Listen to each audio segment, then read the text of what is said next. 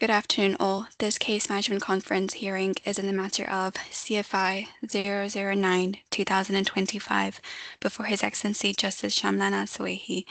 The claimant is represented by Stephenson, Harwood, Middle East, but has been unable to engage a Part 2 registered practitioner. The defendant is the litigant in person, but is represented by a Part 2 registered practitioner, Mr. Setu Menon. Thank you, Your Honour. So nobody representing the claimant in this hearing, right? That's correct, Your Honour. Okay. But So they have requested that their skeleton argument be read. Well, nobody will speak on their behalf, not the judge, not the defendant.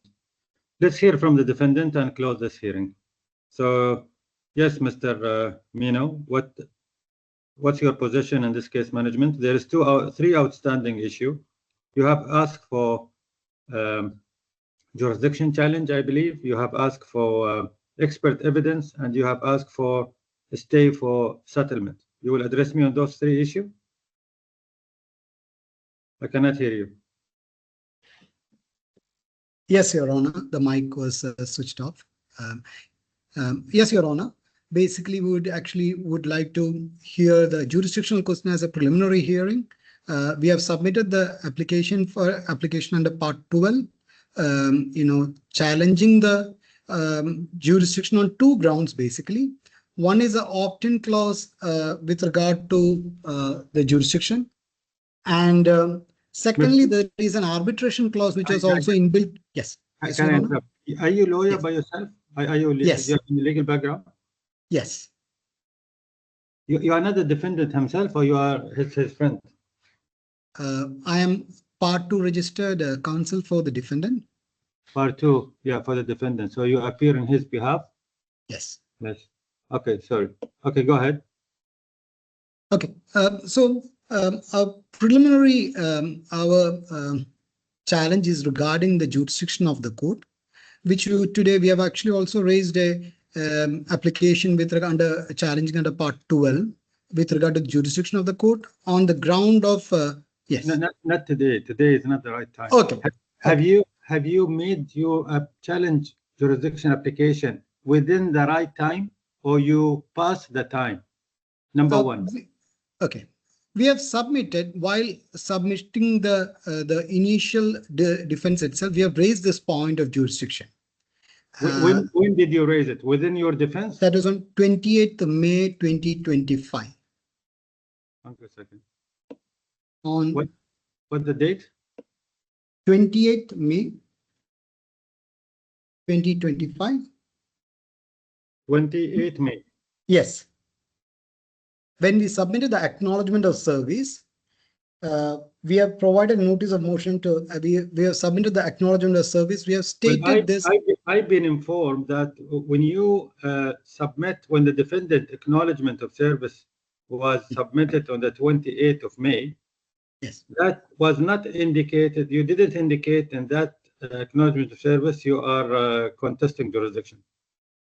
Yes, you're right, Your Honor. We had only raised this point in our acknowledgement of service of questioning the jurisdiction of the court. We have not raised in detail, and we have not raised it as a preliminary argument. It's correct that we didn't raise as a preliminary argument to raise question of jurisdiction. No, what you are saying to me is conflicted. You say first you raise it in the defendant. When you make the defendant acknowledgement, you raise it. Now you are saying you didn't raise it. No, Your Honor, if you kindly go through the acknowledgement of service, in the first para itself, we have stated that the defendant, Mark AB Capital Investments LLC, respectfully moves the court for an order requesting to set aside, vacate and nullify the default judgment entered against it, pursuant to Rule 41(1) of the RDC, as well as an order quashing service of claim for lack of jurisdiction. This is paragraph number 1 of our acknowledgement of service. Even though rule number 14 was not mentioned in this paragraph, this point of quashing service of claim for lack of jurisdiction was raised in the acknowledgement of service. Yes. Then? So, based on that, we have submitted the application, a detailed, a non-hearing order requesting the court to pass on the question of jurisdiction. Yes. Okay. This is not the time to discuss the jurisdiction challenge. Yes, Your Honor. Yes. Just doing the homework. I fully understand, Your Honor, that this is not the time for CMC hearing, is not the time for questioning the jurisdiction. But as a preliminary point, we would raise and we have submitted an application to question the jurisdiction. And that's already submitted. I don't want to discuss this, but can I understand just briefly? Yes. Why you are saying that the IFC court doesn't have jurisdiction? Okay, because there isn't, because this is a matter where a services was provided by the claimant to the defendant, and it's matter of unpaid invoices. That's it. Exactly, it's an unpaid invoices. There was a terms of service agreement entered between the parties, and a specific clause 31 is where the jurisdiction of the court is been specified. Yes. In that particular agreement, and our argument is that is our position to this point is basically it's an asymmetrical jurisdictional clause, as well as there is a subclause C31C specify the arbitration option to be provided as well. And the court's jurisdiction is subject to subclause C, which is an arbitration. So I mean, the terms and condition of the unpaid invoices yes. has two condition or has two dispute resolution mechanism, court and arbitration. Actually, it's a three subclause section 31, wherein subclause B specify that subject to subsection C or below, which subsection C goes to arbitration, wherein it is an opt-in clause for the claimant to decide the arbitration. So that's where we actually want to submit, saying that it's a symmetrical clause. No, normally what the law firm would do, they will have that as an optional for them, optional for the claimant to choose. Either they go for the court or they will go for arbitration. Yes, this is the normal classic. Without seeing that paragraph, this is yes, Your Honor. Yes, yes, Your Honor. But we will, yeah.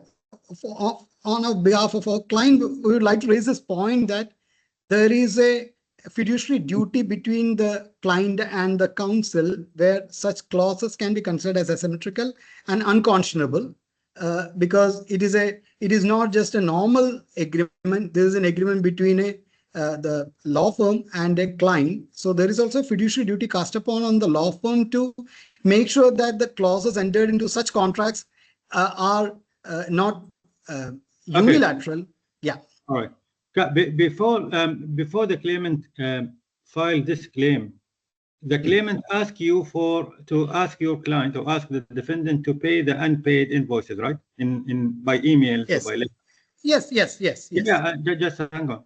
Did the claimant mention if you didn't pay, then they will take arbitration proceedings or they will take the litigation proceedings? Have they indicated that in their communication to you?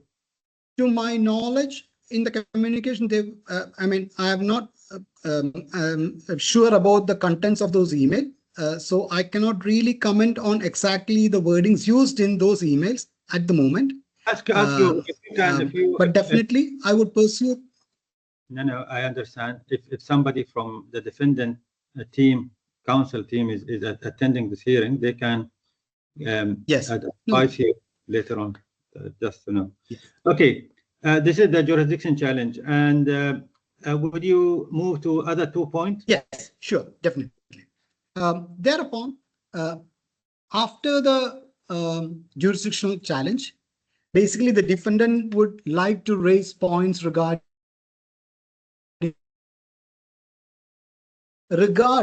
the services provided and the quality of the services provided, as well as or billing of the services that was provided by the claimant to the defendant.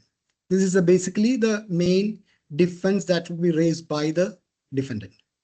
No, the service is not listed before me as a matter of case management. Where do you get the service point from? Because services. Yes, tell me. No, there is a contract between the claimant and the defendant, through which legal services was provided by the claimant to the defendant. That was the services I was mentioning about. Legal service. Legal services. Right. Extremely Yeah. sorry for the confusion. Legal Yes. services, that's what I meant. Yes. Mhm. So Yes. as per the contract terms of agreement between the claimant and the defendant, legal services was provided by the claimant to the defendant. And the moot question of what is before is basically the invoices raised by the claimant is not being paid by the defendant, and defendant is claiming that the services, there was a breach of contract, there was deficiency in services provided and overbilling by the claimant. That's the disputing point upon which the defendant has not paid the invoices of the claimant. Yes. Okay. So there is also added point is there is a third party disbursement that is done by the claimant on behalf of the defendant to another law firm, which is also part of the invoices raised by the claimant. So Okay. that is also been disputed by the defendant for lack of clarity and the amount of work that has been done by the third party law firm on behalf of the defendant and which has been invoiced by the claimant. So why you need an expert to determine those invoices? No, Your Honor, a defendant is not a defendant requesting for an expert upon the disclosure of all the documents relating to the services provided by the claimant, a third party expert to ascertain the quality of the services and the billing, so that there is a expert evidence before the court to see whether the services provided by the claimant Quality is of of service. good quality. You need an expert to determine the quality of legal service, as well as the overbilling or the disputed billing. Oh, okay. This is the first time I've heard. I never heard this argument before, where somebody questioning the quality of legal service. And That's a point raised by the defendant in the defense itself. That's fine. And this is the expert you will bring. Where are you going to bring this expert from to assess the quality of the legal service provided to you? Once a disclosure document, the documents relating to the services provided and the billing and everything is provided, a court can either ask the court to appoint, or we can appoint an expert. Are you familiar with the common law system, Mr.? Yes, Your Honor. Yes. In common law system, the court did not appoint an expert. Yes. The party will bring the expert by themselves. We will bring the expert. We will bring I'm asking you if this court will listen to you and appoint an expert. This expert will be what? Another lawyer? It should be a lawyer who is expertise in dealing with the cross-border transactions, who would have dealt with in another firm in a cross-border transaction, who would be able to comment on the services provided, as well as the amount of billing that is being done, whether there is any duplicate billing or there is excess billing and things like that. I see. Have you done with this point to move to the third point? Yes. Yes, Your Honor. No, but basically the second and third point is connected points regarding the deficiency of service, and the next one is overbilling and lack of consent, and the fourth point is disputed third party disbursement, which is all connected matters from exactly the similar services provided by the claimant to the defendant with regard to the same transaction, exactly the same transaction. Okay. So it's a connected matter. The point number 2, 3, and 4. 2 is basically the deficiency of service. Point number 3 is overbilling or for lack of consent, and the fourth point is basically disputed third-party disbursement. Okay.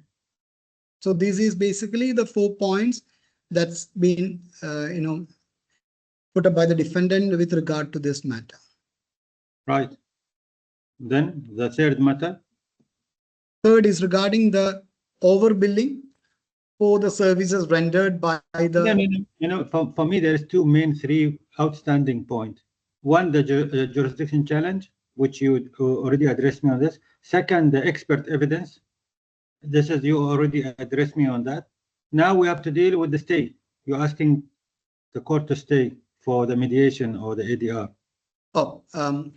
Basically, we have also raised this point with regard to jurisdictional question, especially because 31C specifies about the arbitration option. In case the court feels and pass an order that arbitration should be the first option to be conducted in the DIFC, then that would infer that this proceeding needs to be stayed.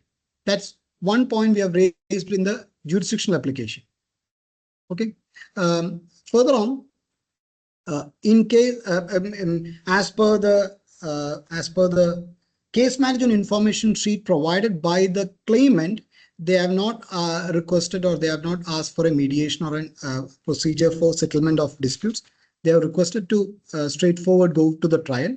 Who's asking for settlement? Are you asking for negotiation for a stay for settlement? Yes, we are asking in our case management information. We have clearly stated that we are ready to discuss the matter and see the possibilities of settlement. Definitely. No, yes. No, but anyway, there is no any attempt to settle this.